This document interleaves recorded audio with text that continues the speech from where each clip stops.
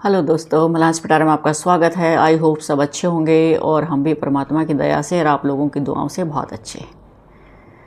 तो देखिए, आज मैं चर्चा करूंगी, अगर आप अपने परिवार को खुशहाल देखना चाहते हैं, ऊंचाइयों पे देखना चाहते हैं, संपन्न देखना चाहते हैं, हर तरह से समृद्ध देखना चाहते हैं, तो आज मैं आपको 4 ऐसे क्रांतिकारी टिप्स बताऊँगी, गोल्डन टिप्स, जिनको फॉलो करके आप अपने परिवार को बहुत खुश और खुशहाल रख सकते हैं और आपकी इमेज भी परिवार में एक आदर्श माता पिता के रूप में होगी या एक आदर्श व्यक्तित्व होगा आपका।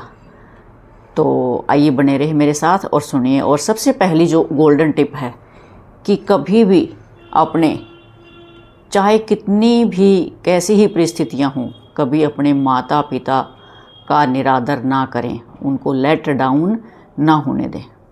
चाहे आप उनसे कितने ही प्रोग्रेसिव हो गए हैं, उनसे कितना ज़्यादा कमाने लग गए हो, पद में भी उनसे कितने ज़्यादा बड़े हो गए हो, लेकिन माता पिता का कभी भी निरादर ना करें, उनकी आज्ञा की अवहेलना ना करें। मैं ये नहीं कहती कि उनकी सारी बातें माननी ही होती हैं, तर्कशील बातें, तर्कशील जवाब दें। कि कई बार होता है, देखो, विचार मतभेद होते हैं सबके, और जब बच्चे बड़े हो जाते हैं उनका अपना सोशल दायरा होता है, उनका अपना माइंड मेकअप होता है, उनके अपना बिजनेस होता है, उनका अपना वर्किंग फील्ड होता है, तो उनको खुद अपने डिसीजन भी लेने होते हैं। पेरेंट्स की सलाह होती है, आप कहिए उनको कि हम आपकी बात का रिगार्ड करते हैं, लेकिन हमारे फील्ड में हमारा काम ऐसे होगा। अगर आपने उनकी बात नहीं माननी है तो स्ट्रेट फॉरवर्ड ना कहें। माँ बाप जो है उनका बड़ा दिल दुखता है। देखिए, माँ बाप ने बड़ी मेहनत से, माँ 9 महीने बच्चे को पेट में रख के उसको जन्म देती है, अपनी जान जो है हथेली पे रख के, और पिता जो है अपनी सारे सुख सुविधाएं, ऐश आराम छोड़ के बच्चे का पालन पोषण करता है। तन से, मन से, धन से, अपना खून से सींचते हैं बच्चे को। तो बच्चों का इतना फ़र्ज़ तो बनता ही है कि हम उनका निरादर ना करें। हाँ, कोई बात होती है, आपका विचार मतभेद है, तो आप तर्क दे के उनको संतुष्ट कर सकते हैं, सेटिस्फाई कर सकते हैं। आप ये भी कह सकते हैं, हाँ बात आपकी भी ठीक है, लेकिन मेरा मानना ऐसा है और ये काम मुझे ऐसा करने से फ़ायदा होगा। आप उनको संतुष्ट कीजिए, वो मान जाएंगे। तो ये सबसे पहला टिप था कि पेरेंट्स का कभी भी जो है, कितनी भी ऑकवर्ड सिचुएशंस हो जाएं, उनका अपमान ना करें, निरादर ना करें, लेट डाउन ना करें। थैंक्स करें उनका कि मैं आज जो हूँ वो आपकी बदौलत हूँ, आपने ही ऐसा मेरी परवरिश की, तो मैं आज इन ऊंचाइयों पर खड़ा हूँ। सेकंड टिप आती है, ध्यान से सुने एक एक बात, कि बच्चे के पालन पोषण में पेरेंट्स कोई भी कॉम्प्रोमाइज़ ना करें। और जो आज यूथ है ना, उन्होंने भी पेरेंट्स बनना है, सबके लिए है ये वीडियो, कि उनके पालन पोषण में, उनको जो रिसोर्सेज देने में कोई भी कॉम्प्रोमाइज़ ना करें। अच्छे स्कूल में उनके एजुकेशन दिलवाएं, अच्छी उनको कोचिंग दिलवाएं, अच्छे उनमें संस्कार डालें, बढ़िया से बढ़िया उनको फैसिलिटीज़ दें। तो इंफ्रास्ट्रक्चर अच्छा दें। देखो, घर आप फिर भी बना सकते हो, प्रॉपर्टी भी बना सकते हो, गाड़ी भी ले सकते हो, कितनी बार ये चीज़ें हम ज़िंदगी में कर सकते हैं, लेकिन जो आपका बच्चा जो बनेगा ना लाइफ में, वो वन टाइम प्रॉपर्टी होती है हमारी।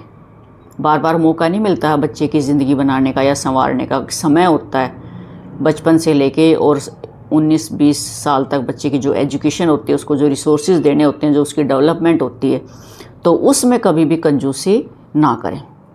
अच्छे से अच्छी परवरिश करें, अच्छे से अच्छे रिसोर्सेज उनको दें, अच्छा इंफ्रास्ट्रक्चर दें, और बढ़िया स्किल्स डेवलप करने के लिए उनको अच्छी कोचिंग दिलवाएं। तो कहने का मतलब ये है कि अपनी अक्षमता के अनुसार उनके लिए श्रेष्ठतम करें और अपनी वन टाइम प्रॉपर्टी को एक बहुत ही अच्छा नागरिक बना कर दें इस सोसाइटी को, ताकि वो आगे अपने बच्चों को भी कहें कि हाँ, आप एग्जाम्पल दें कि हाँ, हमारे पेरेंट्स थे, इतने रिसोर्सेज होते हुए भी उन्होंने हमारे लिए इतना बहुत कुछ किया। फिर देखिए आपका परिवार कितना खुशहाल होगा। आपकी अपनी सामर्थ्य के अनुसार उनको बेस्ट एक्सपोजर दें, बेस्ट फैसिलिटीज़ दें, बेस्ट इंफ्रास्ट्रक्चर दें और बेस्ट कोचिंग दिलवाएं, तो बच्चे आपके ज़रूर कामयाब होंगे। अब थर्ड पॉइंट आ जाता है, गोल्डन पॉइंट, क्रांतिकारी पॉइंट, जो मर्जी कह लें, जिससे बहुत ही एकदम से चेंज आएगा कि अपने रिश्तेदार नज़दीकी हैं, अगर आप समर्थ हैं, कैपेबल हैं, तो उनकी मदद ज़रूर कीजिए।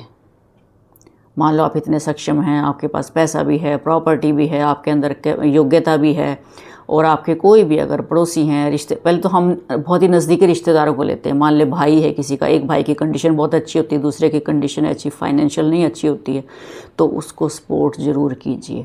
उसके बाद अगर कोई रिश्तेदार है और आप कर सकते हैं तो रिश्तेदार की मदद भी ज़रूर कीजिए। और उसके बाद फिर आप सोसाइटी में जो भी ज़रूरतमंद हैं, गरीब हैं, कहीं किसी हॉस्पिटल में चले जाइए, कहीं भी चले जाइए, रेलवे स्टेशन पे चले जाइए, कोई अपाइज हैं या किसी का बच्चा बीमार है तो आप उनकी मदद कर सकते हो जितने आपकी सामर्थ्य है। ये कोई ज़रूरी नहीं है कि आपने 1,00,000 2,00,000 देकर ही उनकी मदद करनी है। तो देखिए आपके रिश्ते कितने मधुर बनेंगे। अपने भी रिश्तेदार हैं, नज़दीकी हैं, उनकी मदद करोगे तो एक चीज़ ज़रूर याद रखना कि वापसी की उम्मीद मत रखना, कि जो आप उनकी हेल्प के लिए जो देते हो उनको, ये उम्मीद मत रखना कि ये आपको वापस से मिलेगा। नहीं तो वो बिज़नेस की कैटेगरी में आ जाता है कि आप लेन देन कर रहे हैं उनके साथ, और फिर उससे रिश्ते जो है वो ख़राब होते हैं, क्योंकि लेते समय रिश्ते कुछ होते हैं, देते समय रिश्ते कुछ होते हैं। अगर आपने मदद करनी है दिल से तो इस उम्मीद से ना करें कि ये पैसा मुझे या ये हेल्प मुझे वापस से मिले। और ये बात आप लोगों ने सब ने सुनी है कि आप जितना दिल खोलोगे दूसरों के लिए, जितनी दूसरों की मदद करोगे, परमात्मा उससे कई गुना ज़्यादा आपको रिटर्न देता है। हमेशा तत्पर रहें दूसरों की सहायता करने के लिए। उससे क्या होगा, एक बार करके देखें कि हमें कितनी मानसिक शांति और एक अजीब तरह की हमें सुखद अनुभूति होती है अगर हम किसी नीडी पर्सन की अगर मदद कर देते हैं तो। ईर्ष्या ना करें, द्वेष ना करें कि मैं उससे क्यों उसकी मदद करूं या वो मुझसे ऊपर क्यों जा रहा है, और बदले की भावना ना रखें। हमेशा पोलाइट बने, विनम्र बने, देने की भावना रखें, और उसके बदले जो है आपको रिटर्न बहुत, क्योंकि हम जो देते हैं ना प्रकृति को, वही हमें बदले में ज़रूर मिलता है। सम्मान देंगे सम्मान मिलेगा, अपमान देंगे अपमान मिलेगा, और वो कई गुना होके मिलता है।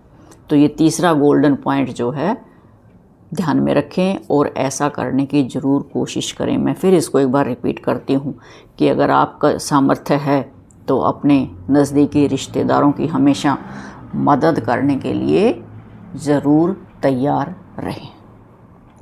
और चौथा मोस्ट इम्पोर्टेंट पॉइंट कि अपनी संतान में, अपने परिवार में संस्कार भरें कूट कूट कर। मान, मर्यादा, इज़्ज़त, सम्मान, आज्ञाकारी होना, अवहेलना ना करना, उल्टा ना बोलना, ये सब बातें जो हैं हमारे संस्कार में आ जाती हैं कि हर बात को जी हाँ सिर झुका के, नमन करके, और इन बातों का ध्यान रखें। तो ये होते हैं संस्कार। अगर हम संस्कार अच्छे डाल देंगे तो अपने आप ही जो है सारी परिस्थितियाँ इतनी मधुर हो जाएंगी कि एक अलग ही तरह का परिवार होगा, एक स्वर्ग का अनुभूति होगी आपको अपने परिवार के अंदर। इतना अच्छा आपका परिवार हो जाएगा। सबसे इम्पोर्टेंट बात यह है कि बच्चे जो है ना आदेश देने से नहीं सीखते हैं, कॉपी करके सीखते हैं। हमें बच्चों के लिए आदर्श होना चाहिए। जैसा हम करेंगे बच्चे वैसा ही करते हैं। हमारे घर में बड़े बुज़ुर्ग हैं, हम जब भी घर से बाहर निकलें झुक के उनके पैरों में आशीर्वाद लेके जाएं, क्योंकि उनके जो आशीर्वाद होते हैं, जो उनकी पॉजिटिव एनर्जी होती है, और उन पॉजिटिव एनर्जी से जो हमारे सिर पे उनका हाथ आता है तो वो सारा आशीर्वाद जो है हमारे अंदर ट्रांसफ़र हो जाता है। पॉजिटिव वाइब्रेशंस आती हैं, हमारा दिन अच्छा रहता है। और यही चीज़ें अगर हम करेंगे तो इससे हमारे बच्चे भी सीखते हैं। ये चीज़ भी बच्चों में ज़रूर डालें कि जब घर से बाहर निकलते हैं तो बड़ों का आशीर्वाद लेकर ज़रूर निकलें। ये भी हमारे संस्कार में ही आता है। तो ये थी 4 क्रांतिकारी गोल्डन बातें। अगर आप इनका अनुसरण करेंगे तो कोई ऐसी ताकत नहीं है कि आपके घर को खुशहाल होने से रोक सके। एक जन्नत बन जाएगा आपका घर। आई होप ये वीडियो आपको अच्छी लगी होगी। अच्छी लगे तो भाई लाइक, शेयर और कमेंट कर दें, और चैनल को जिन्होंने सब्सक्राइब नहीं किया वो सब्सक्राइब कर लें, और जिन्होंने कर दिया है वो उनका दिल से धन्यवाद। मिलते हैं एक और मोटिवेशनल टॉक के साथ, तब तक के लिए बाय बाय।